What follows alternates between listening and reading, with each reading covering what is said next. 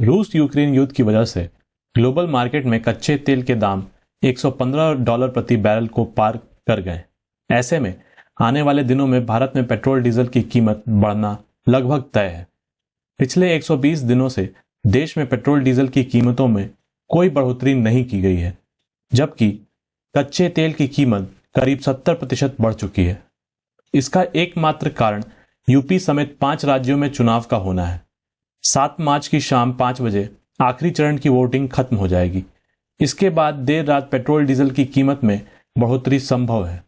ऐसा हम पिछले ट्रेंड की वजह से कह रहे हैं। सरकार चुनाव के बाद तुरंत कीमतों में बढ़ोतरी कर सकती है। वह मतगणना तक का इंतजार नहीं करेगी। जिस तरह कच्चे तेल की कीमतों में बढ़ोतरी हो रही है, उससे साफ है कि आने वाले दिनों में 20-25 रुपए तक पेट्रोल डीजल की कीमतों में वृद्धि हो सकती है। ऐसे सवाल उठता है कि चुनाव के दौरान महंगाई पर लगाम कैसे लगी रहती है। विपरीत परिस्थितियों में भी जरूरी सामान की कीमतों में इजाफा क्यों नहीं होता है। वहीं चुनाव के खत्म होने के तुरंत बाद महंगाई क्यों बढ़ जाती है। क्या महंगाई बढ़ने का कारण चुनाव तो नहीं है? आइए इन सवालों का जवाब ढूंढते हैं।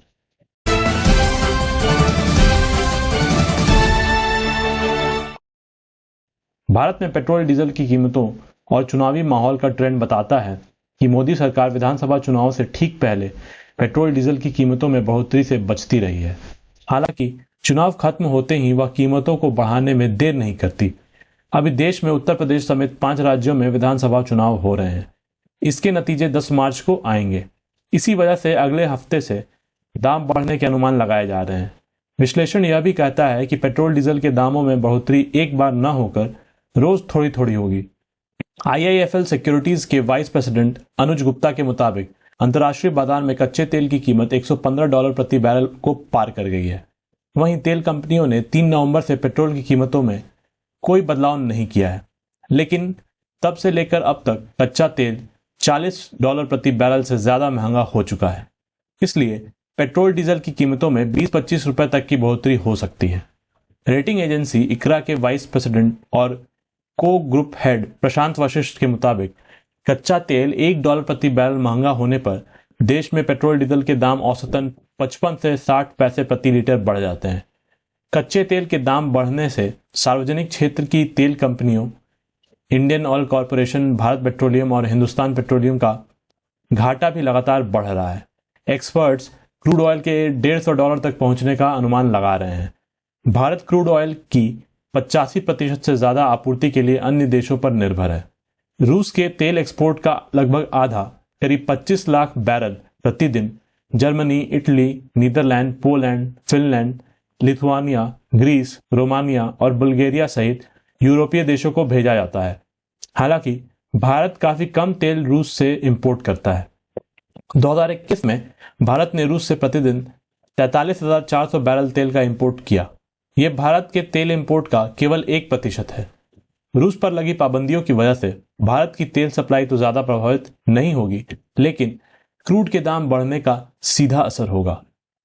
एक्सपर्ट्स का मानना है कि महंगाई को काबू करने के लिए सरकार पेट्रोल डीजल पर लगने वाले टैक्स एक्साइज ड्यूटी में कटौती कर सकती है।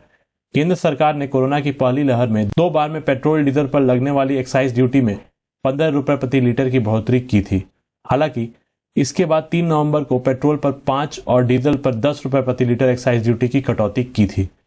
अगर सरकार दाम बढ़ाने के बाद एक्साइज ड्यूटी में कटौती नहीं करती है तो महंगाई बेकाबू हो सकती है। जून 2010 तक सरकार पेट्रोल की कीमत निर्धारित करती थी और हर 15 दिन में इसे बदला जाता था। 26 जून 2010 के बाद सरकार ने पेट्रोल की कीमतों का निर्धारण ऑयल कंपनियों के ऊपर छोड़ दिया। इसी तरह अक्टूबर 2014 तक डीजल की कीमत भी सरकार निर्धारित करती थी, लेकिन 19 अक्टूबर 2014 से सरकार ने यह काम भी ऑयल कंपनियों को सौंप दिया।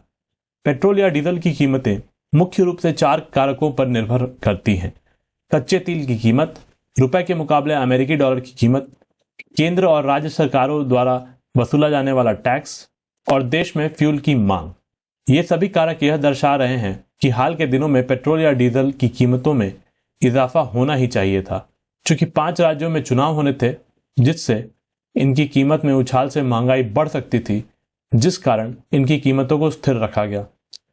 अब जब चुनाव खत्म होने को हैं, तो सरकार इस पर विचार कर रही है। आज की इस न्यूज़ में बस इतना ही। अगर आपको ये वीडियो पसंद आया हो तो प्लीज़ इसे लाइक कर दें और हमारे चैनल को सब्सक्राइब करें। तो मिलते हैं अगली वीडियो में, तब तक के लिए धन्यवाद।